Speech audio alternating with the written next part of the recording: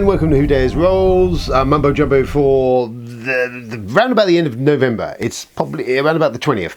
I'm going to say that. It's an early Saturday morning. A video just dropped, actually, which was the one before the one last, where I will ramble about stuff. Only since played, and I had to chat about FOMO in the industry and us collecting too much shit. So there you go. Thoughts and opinions on that piece, please. We're a little bit more regular schedule now, so that's jolly good. Hi, I love all geeks. That's the Swipes Cup, borrowed it. But I do love you all. And not referring to the circus trick there, they bite heads off chickens and shit. That's not. Although I could watch that, because that's kind of amusing. I've just walked into a whole fucking cul-de-sac of cancellation. Anyway, so that's what's going on with that. I hope you're all right. Hope everything's fine. That us crack on as this will just descend into ramble. So, what have I played?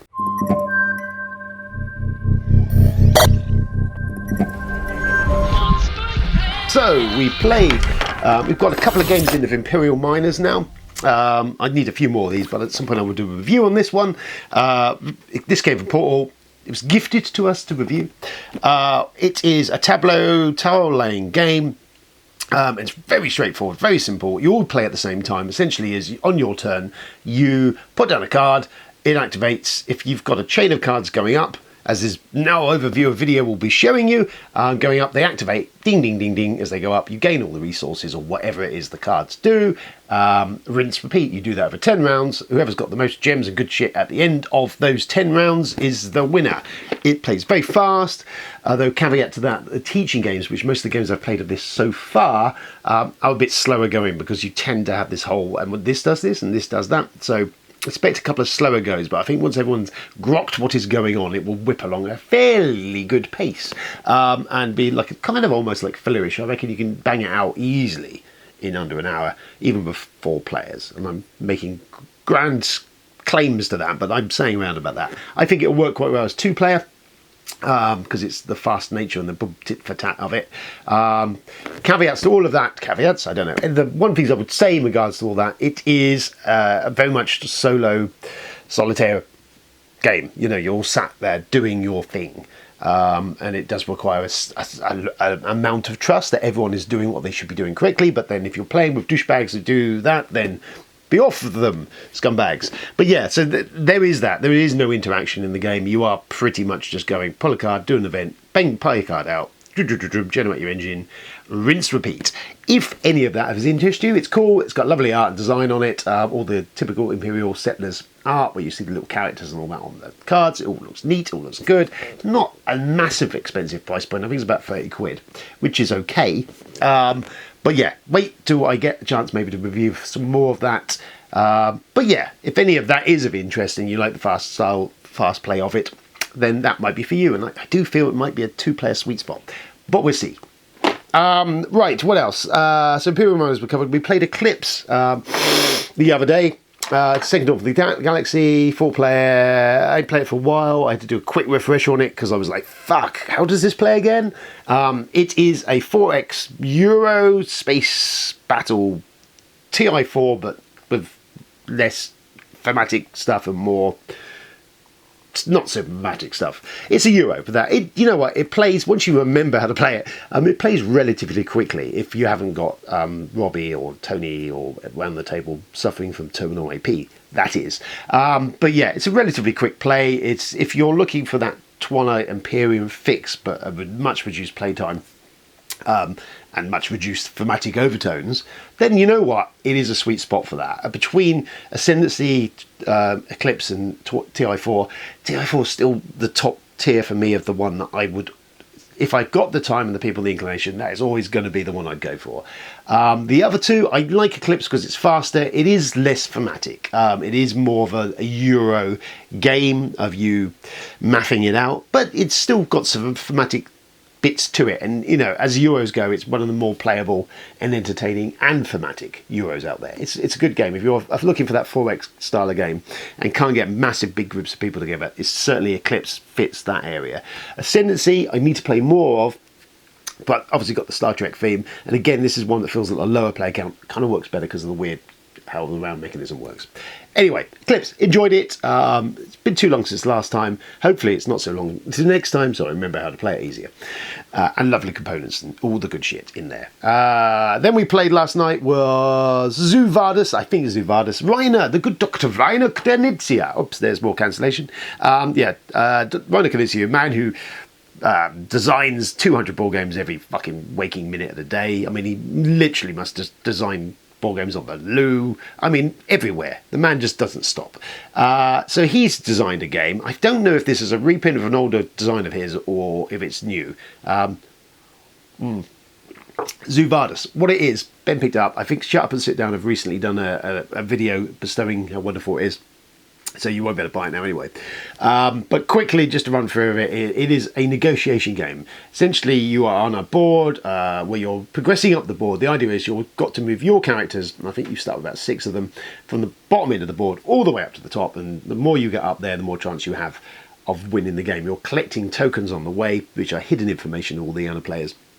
Reef tokens, I think they are. And they have a couple of uses. They are an in-game currency, but they also count as victory points. So you can use them to bribe other people around the table. You gain them for doing stuff. Everyone has asynchronous special powers that play a part. And you're moving upper pieces around. And you're basically on turn, you have like 4 actions. You can either place a piece down, you can move a piece, you can move I can't remember what they are, pelican or something else. There's a thing, a white piece of the thing. You can move one of them and get a coin. Or do another thing that's escaping. Or use not use your power. Place a piece, move a thingy, do something else. What's the do something else? Can't remember. Come back to me in a minute. But you're doing that. Mostly you're negotiating over stuff because everyone's player powers can't be used on themselves, but they can be used on other players on other turns. And they're all quite an interesting little tweak on it. So for instance, one of the characters I had at one point, the rhinos, I believe, their special power was if you gave it to someone else, they could bring you with them when they move, which makes any deal towards the end of the game, especially getting yourself in the top spot, is quite a good power move. I quite enjoyed it. As that style of negotiation game, I think the more players in it would be fun. It is pretty quick. It's quite nice. I mean, these things live or die on the negotiations that are taking place around the table. And I did make some crazy ass negotiation moves early game just to kind of get the flow moving. Everyone else kind of get on board for that. So yeah, it's fun. It's got some sort of take thatty elements. There's definitely that whole Bob wouldn't play with me virtually the entire game because he trusts me not for any game where it requires any negotiation or trust. He just doesn't trust me anymore. Diplomacy, that goes back to. But yeah, it was fun. I enjoyed it. You know what? You're not going to be able to get it, is obviously the downside of this. But yeah, if you can find Zoovardis and you like negotiation games, the couple of games I played of it, which were pretty quick and it was very easy rules teaching. I still can't remember what the other action you can do is, but it will come to me at some point. It was all right. So there you go. And Shut Up and Sit Down said it was good. So, I mean, you've already bought it or you already know that. That's played. Let's do some news.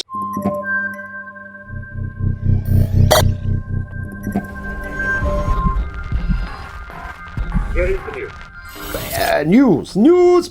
Eric Lang announced on his Facebook feed the other day that he is doing a deal. He's directing, fucking hell, designing a game with mass market game with Hasbro, and that was pretty much what he said. He couldn't really announce anything else, but it was going to be significant. And yeah, it looks pretty cool. Well, it doesn't look pretty cool. We don't know anything about it. But there was also, he copied it in, his name escapes me, the guy from Exploding Kittens, and Eric's been working with Exploding Kittens on stuff. But he did make it sound like this was going to be more of a substantial mass market game release with Lang's design behind it. So colour me interested, because the crossover of Lang, I do think Lang's design aesthetic is very good. He's all about usually minimisation of actions and rules. He's certainly in the later years of his designs, he's looked to push the limit of the envelope of low rules overhead with complexity of game rules. And I think of things like Godfather and even Ankh to a point.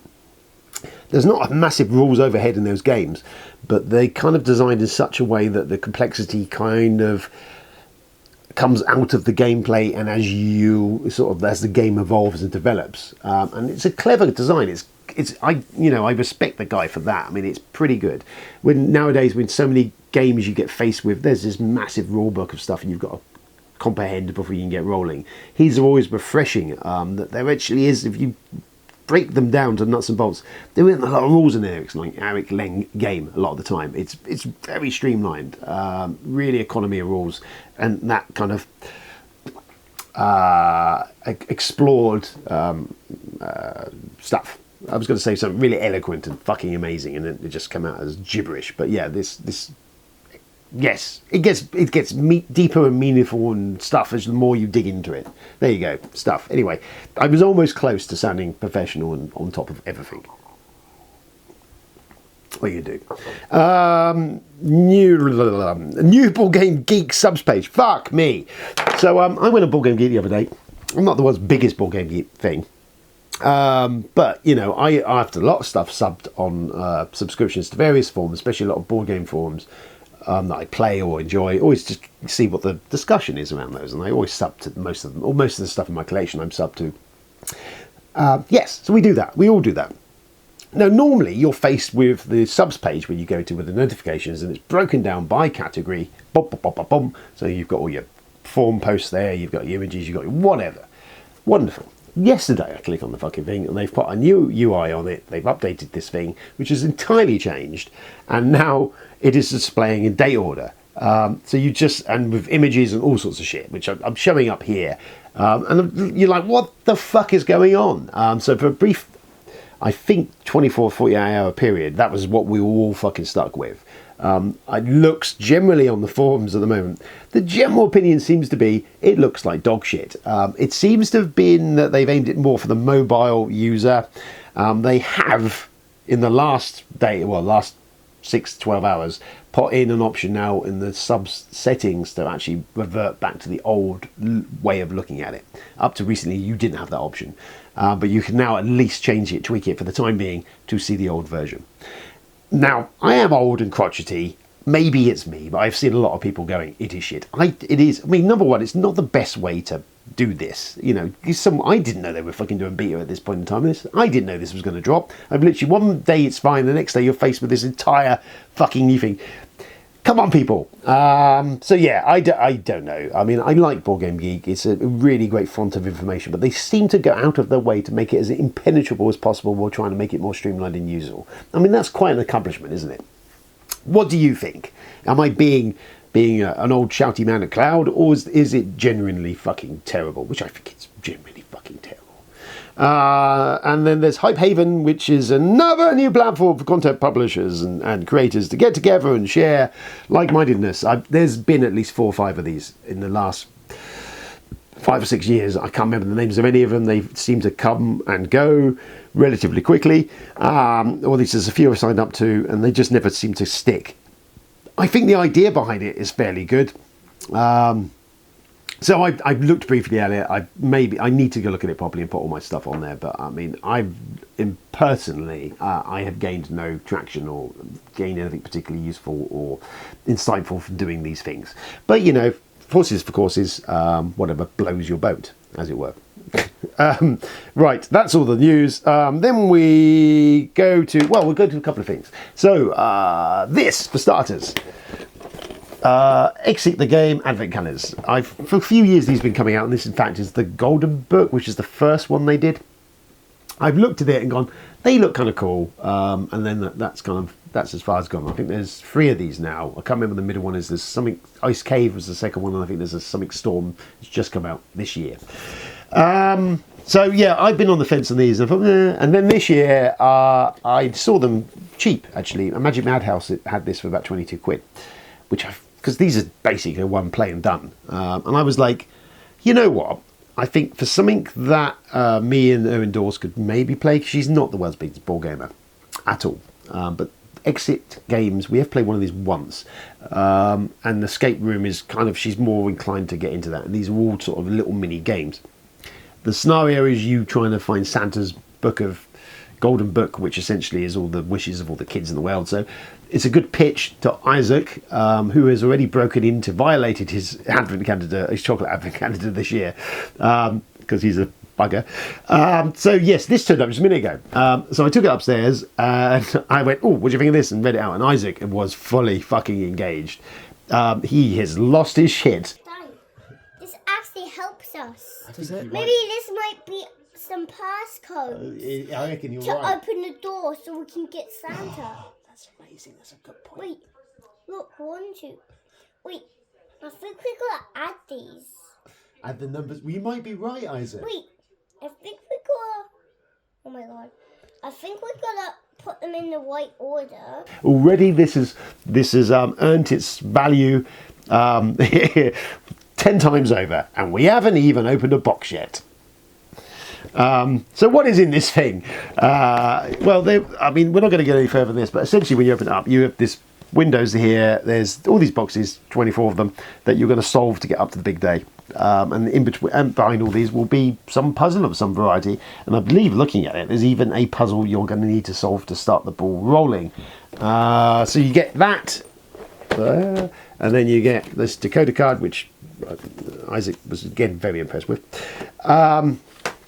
You get a storybook, which I'm sure will relate to what's going on in the plot of that game, and you get a help book and game instructions, which I haven't looked at yet, but there's that, so that obviously something to help you along the way. So yeah, for that 20 odd quid I paid for it, and the response that I've had. Finally, we need to find a message to help Santa, don't we? Yep. Well, that was exciting, Mummy. As we play it over, because it's the Christmas period, once we get to December, I will track it, and I will let you know how it goes as we go. As videos drop, I'll try my best to give you a video around each box opening, or every couple of box openings, and I'll let you know how it goes, how it's playing, how we're playing it, and what we think of it. It's the first game that came out, so it will be spoilery what I'm going to be giving out, but then, you know, this has been around a couple of years now, so I'm just warning you in advance if that's going to be a problem. Or you've still got opportunity, go to Magic Madhouse, and you can pick that up for about 22 quid, and you can play along with us. So there we go. There is the Exit the Game Advent Calendar. I'll let you know. We'll find out. It's got thumbs up from Isaac, and even her indoors is relatively engaged. So we shall see. It seems a winner so far. Even if I open it up and there's a cat turd in every box. Other stuff going on. Well, I did threaten it. Was Apriary. I was going to order it. I did order it. I ordered it for. Ball Game Extras, a local company to me. They're a really good little company. I'm not promoting. Well, I am promoting them, but I'm not affiliated. They've not paid me any bucks. I paid them for this. But yeah, they're a good little company if you're looking, especially for Eclipse expansions. They often seem to have them. But they do a good line of game accessories and bits and bling and stuff. They don't do a massive, huge store, but they have stuff, and they have usually very good prices on stuff if you can get it. And I pre-ordered this for it, and it's come today, so that was all pretty cool. So I thought, as it's turned up, let's have a dive quickly. I've literally taken the plastic off. I haven't looked in here. I know kind of what's in here, but let's go in a bit of an unboxing of Apriary. So there's a box lid. A shocking turn of events. I'm going to pop that. I can pop that there. Look, almost semi-professional. So we get in the box. We get a rule book, which is a bit thicker and a bit bigger than the normal ones we have. I mean, usually Stonemaier book rules are pretty solid. I mean, I've played this a couple of times, and Ben taught it quite well for us. So there's a rule book for it. There's an appendices. So that's kind of cool. I like that they've picked up on that mode. I like this. What FFG started doing a few years back was having one of these like addendums to the appendy to the rulebook, which kind of gives you a bit more stuff. Fucking hell, words in order maybe get Ultima, so a single player solo version mode. I'm probably unlikely to play that, but it's there, and if you're a solo player, then the option's there. And there's an Apriary teaching guide, which double-sided sheet. I don't think Ben actually used that when we did it. Maybe he did. I'll see how that works.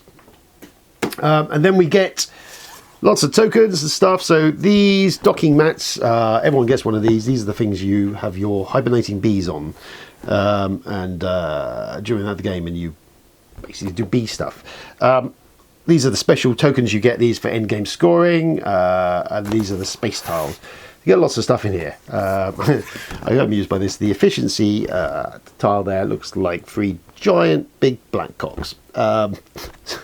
Sorry. Anyway, there's that. There's these waggle dances you can teach your bees, which are kind of cool.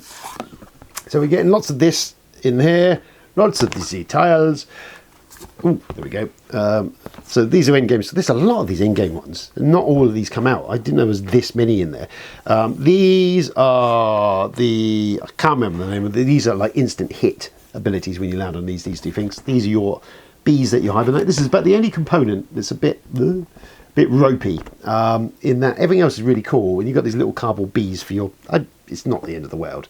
But then what else would you have had? Big bling? I don't know. Some more of those instant hit ones and more hibernating bee things. Then we have the farms that you can have. These generate every round when you do stuff. These are the asynchronous powers. So you have a player board, but you also have these. These are kind of like different types of bee and your faction and ability and what it will do. And these all do have like double-sided, so they have a use you use during the game, and then if you upgrade them via a mode in it, you get an in-game ability as well, or an upgraded ability. More farms, more farms, more them, more base character players. These, I can't remember the names of these things, but these are basically buffs to your ongoing abilities. The blues are always like an ongoing ability buff. Got that out, and when you do something, they often mean you can do something else. They're pretty cool. I used them a lot last time. And another tile of that. I mean, there's a lot of variety in there, a lot of tiles, which is kind of cool. Then you've got the actual faction boards, and these are all different.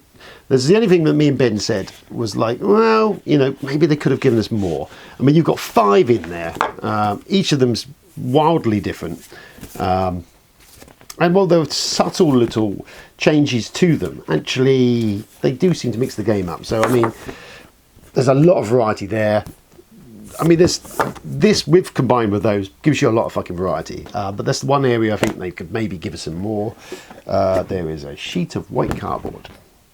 Then we got the game board, which I'm not going to open all the way up here, but there's the game board, and it's good, nice, clean design. I like it. Iconography in this game is really easy to follow and track, which is always lovely because iconography can be annoying.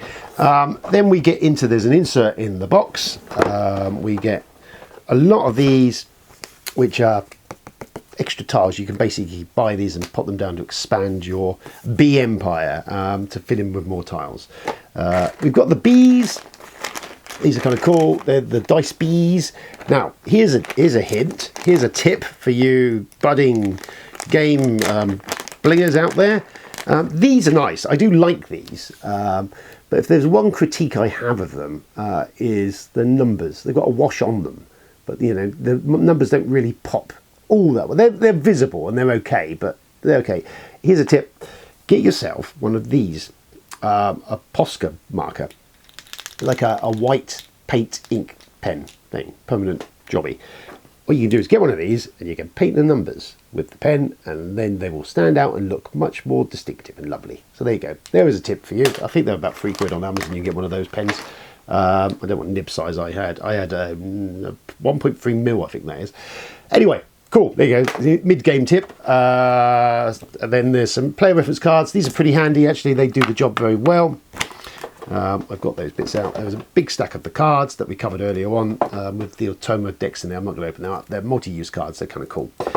And then a lot of them, a lot of baggies, and then a lot of tokens and bits and pieces in there. There's all the wooden bits, all the tokens for everything else. Oh, and I didn't get it out, but there's also a ginormous bee, which maybe I might paint him one day. A ginormous space bee. Completely superfluous piece of bling, and he doesn't stand very well, but he's kind of cool. Might have to give him a paint, just to paint a giant space bee. Yeah, these are the wood tokens you've got in the game for the resources, and that's it, along with a insert. That's very heavy, because the cards are in there. No surprises there. I'm excited. It does look like the insert might work very well as well with all of this. I know Ben got it all in there, so I might be keeping that. Most of the Stone Maya inserts have been nice, but ultimately, when the expansions come along, you have to get binned out. So there you go, there's Apriary. My take on it is, I think it is really good. I think it's really, I mean, I picked the bloody thing up. I like what it does. Oh, that's quite cool as well. I didn't notice that. There's a little tray that comes out. It's kind of neat. You can put all the resources in. I think it's really well designed. I love the play style of the game. As always with Stonemaier, there's always a really good way of components. I've really enjoyed the couple of days I've had of this. I was really taken by it. I picked it up. I mean, you know, what else do you want me to say? If you're a fan of that worker placement, dice placement dish feel of game with the bumping workers mechanisms, as I covered before, that kind of Vita Lasada feel, but much lighter and bouncier, with a really good theme that works really well. The Space Bees theme actually works really well. They're kind of cool. We've had a lot of bee games, but this is just, you know, Waggle Dance comes to mind, and there's a few others, Honey Buzz, I think. But this works really well. It doesn't just feel tacked on. I like the Space Bee. Everything kind of functions really well into that. I mean, it could have not had Space Bees. It would have been just as fine, but Space Bees. Who doesn't want a fucking Space Bee? So there you go, Apriary. Comes recommended by me because I really like what it does. I'll maybe do a review of it down the road or something. But yeah, if you're on the fence, Board Game Extras, they had it for about 50, just over 50 quid, rather than the Stonemaier site, which is a lot more expensive. You get a lot of bang in your box. It doesn't need an expansion. This is a game that feels to me complete. It doesn't feel in any way that there's any fat on this. Really lean. I don't know whether they are going to ever do an expansion for it. We don't need one really for it. I don't know why we have this obsession with stuff. I think for in one box, straight out the go, really solid game that you're going to get really good bunch of variety of plays out of is that. So there you go, Apriary. Highly recommended for me because I really like what it's doing. Lovely. And that is all of that. Pause for effect. There you go then. So there is some videos, there is some stuff we've played, there is some news. There wasn't really much news, but there you go, there's a bit of news. That's it. What have we got coming up? Well, I imagine, hopefully I'll get a game of Apriary in this Sunday, the weekend actually, because the Sunday crowd haven't played it. I think they'll quite enjoy it. And, you know, I like a new game. We'll be tracking the Advent calendar shenanigans. I watched Loki the other day, finally got into watching that. I really was slow to pick up on that. It's Loki season 2. I quite enjoyed season 1. For what it was, kind of semi sort of Doctor Who-ish vibe to it, I feel. This season again, I'm going to sneeze. This season again felt like Doctor Who-ish. I thought the first 3 or so episodes kind of felt a bit, yeah, and it kind of picked up a bit of steam post that, from about episode 4 onwards. The last couple of episodes were quite interesting. It's Benson and Moorhead behind it. They've done some really low budget independent kind of head fucky type movies, and there's definitely more than the vibe of their stuff in the last couple of episodes of this season. Without getting into massive spoiler territory, I'm not entirely sure what to make of the end of this season. What they're trying to do, it feels a lot like that they're trying to decang the Marvel universe in light of the oncoming lawsuit against Jonathan Majors, which we won't get into here, but you can go and do your own internet search on that. But I mean, he was obviously set as the big bad for the next phase.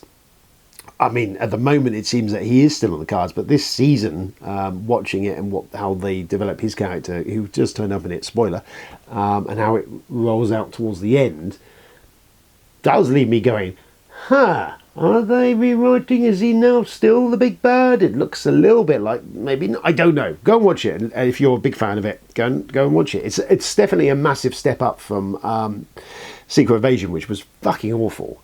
This looks beautiful. I love the aesthetic and set design and all that around the time agency in the actual show. The chemistry between Tom Hiddleston and Morpheus. Owen Wilson, Jesus Christ, it's very nice. It's a great cast, and it's all good shit. But yeah. Anyway, I've been watching that. Other than that, started watching Andor with Son number 2 because I haven't watched that since it aired, and I do like Andor. And I'm trying to rack my brain if there's anything else. I'm not yet. There's a bunch of stuff I needed to dig into, but I just time. Oh, What We Do in the Shadows. Watched the most recent season of that on Disney. Brilliant, fantastic, Love that show. And there you go. There is all of that stuff. I think we could just meander into Meanderville if I just carry on with that. But there we have some stuff. An abundance of delights, I'm sure. Stay safe out there. Keep playing games. We are rushing towards the merry Christmassy season where much festive joy will be bringing, I'm sure, to all of us in whatever way that comes at you. I hope you enjoy playing games. You should enjoy playing games. Keep playing games. And I will be back soon with more of the same, I am sure. Goodbye.